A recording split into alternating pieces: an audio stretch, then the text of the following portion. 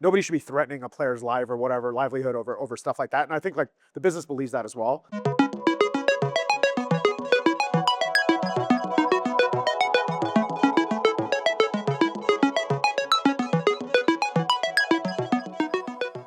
Questions?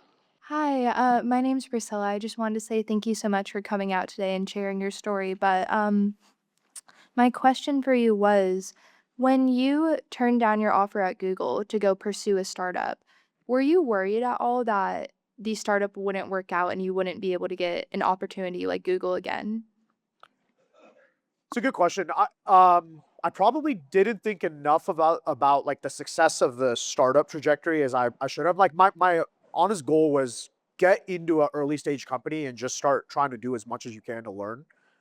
That's what I was very fixated on.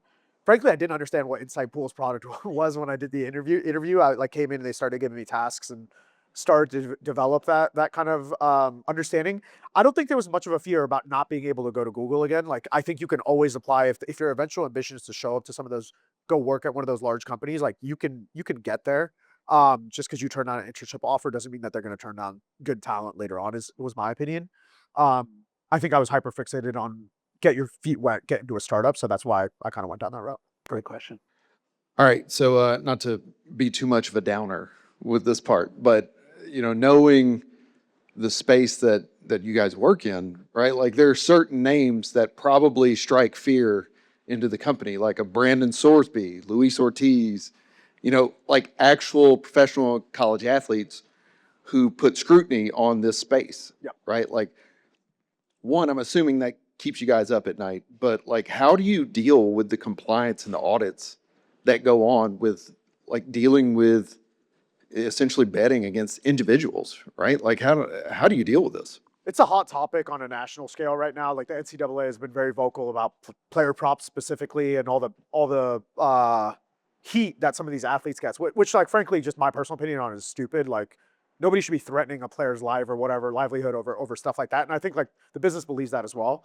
So our GC team, public policy team, is very involved in a lot of those conversations. Like they're constantly coming to us with some of the conversations they're having with regulators or policymakers around like, hey, are there different changes in the product that we need to make to decrease some of the risk or liability around these things? A simple idea we've tossed around that we have an action on is like, do we take the less or the under out of player props specifically, where there may be more opportunities of match fixing, point shaving, or even just like kind of that negative sentiment around someone for throwing the match or whatever it is. There's discussion happening, I think, at the prediction market level now, with the federal government around like what should be allowed and not allowed in some of these markets because of the heat that comes on college athletes or professional athletes. So I think the direct answer to your question is like, we do take that stuff seriously. We've got technology that helps enable some of that monitoring and compliance that we need to do. So like making sure that we're looking at college rosters and employees, et cetera, when they're registering or playing, if there's any unusual betting activity on the platform where we have obligation to report those sort of things. The investigations after stuff like the Miami Heat, DeRozan, who was it? Rosier came out and all that kind of stuff. So it's always on topic. I think there will probably be a lot more regulation that comes out around this stuff on the federal and state level in the next few years, um, both from a marketing perspective and then like athlete integrity and basically, yeah, just athlete integrity perspective is what I would say. So we take it seriously. We've got obviously dedicated functions to compliance and technology that help us with some of those operations, but we try to stay pretty in tune with like some of the strategic combos because ultimately, like from an ethos standpoint, our goal is to be an entertainment platform.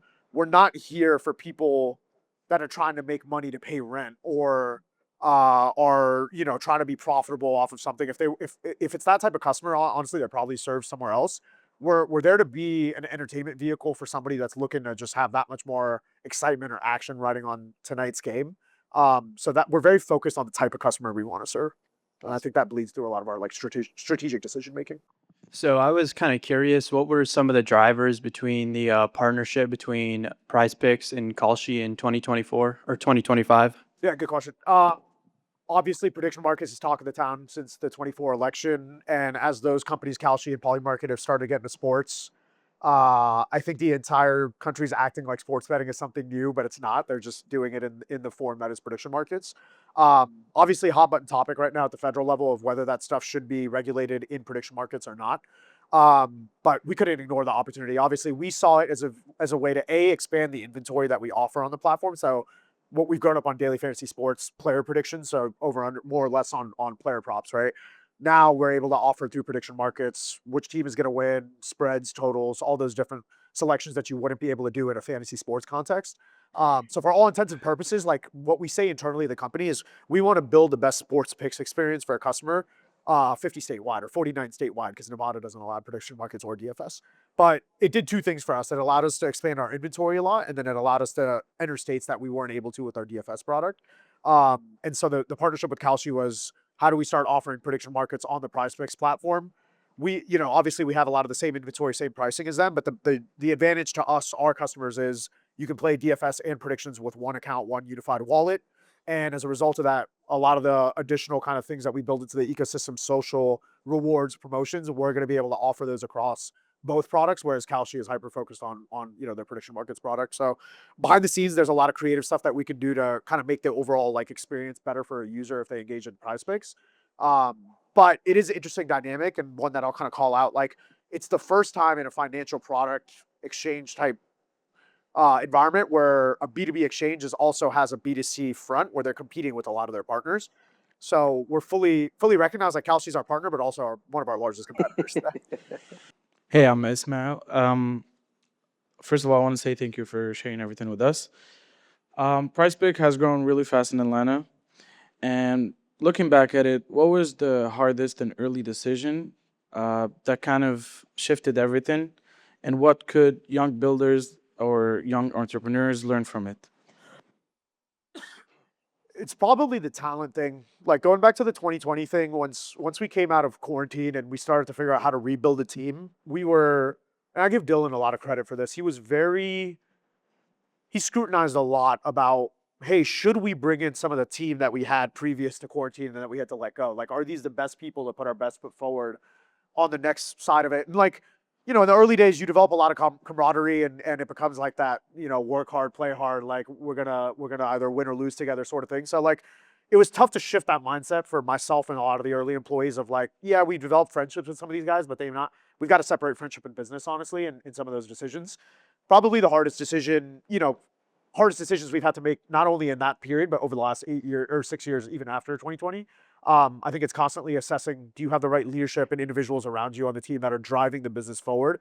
And are they incentivized correctly? If not, you've got to make some tough decisions. Like, that's my biggest learning, I would say, out of the last decade of working at this. Hey, so my name is Avi, and thank you for taking the time today. But my question was that I assume that you have a bunch of years of data on how millions of people make probabilistic decisions in like real time. So like how they weight risk, where they get overconfident. And my question is, do you see applications for that kind of data beyond sports and I guess within physical AI, for example, or training on these data sets? It's an interesting question. We do analyze people's play behavior. It's more for risk management than anything, obviously. It does dictate a lot of like the reinvestment promotion strategy we have as well. If people are losing a lot of money, we want to be very targeted and granular about making sure they get their rewards, et cetera. I don't know that what necessarily applications there are out of like analyzing the behavior outside of what we do right now. I think like the biggest thing that I can point to that's practical is there's a lot of companies that tout really interesting statistics or like betting behaviors as marketing material. So like you'll see, Barstool say like 98% of the action is on the favorite today or whatever it is. People will use that data a lot today in our industry to do kind of marketing plays or craft the narratives around what they maybe want to promote. But honest question is, I haven't seen much actionable kind of IP come out of like that play behavior outside of just us doing risk management or analyzing our cohorts, et cetera. Especially with the Allwins acquisition, do you guys see yourself moving into more international markets, allowing like the player base to be international rather than just like North American sports or even global sports, but having your bettors be outside of the North America? You said international? Yeah. Yeah, great question. We've discussed it a bunch. With Allwin, I think it becomes a lot more real over the next 5 years. They will help us with that expertise of what it takes to go in a new jurisdiction. What are all the considerations? What's our right to win in a market, et cetera? I think we have so much land left to grab in the United States, and we're in the fight of our lives right now that we're not even thinking about it this year or next, maybe. Awesome. Well, Jay, one, thanks for taking the time. And I really feel, especially for our interns that are the company, a lot of relatable conversations in that journey. I think, on top of it all, you're still here, you're in Atlanta, you're investing back in the community, you're doing angel investing, you helped with start the Georgia Tech Angel Network and getting that program. So you're still investing within the community. And I feel like more and more of us who are focused on how do we support the entrepreneur through their journey, having seen kind of the dark side of what happens if entrepreneurs raise capital that's not supportive of their vision, and understanding that it always doesn't work and it goes straight up to the right, having gone through the journey so many times yourself. I think you come with such a great component of humility, which is very refreshing. And still being the CTO of the company, going through the journey, still being grounded. There's still a long way to go. It's been a lot of fun having this conversation with you. Appreciate it, JB. Thanks Thanks. for having me, guys. Awesome.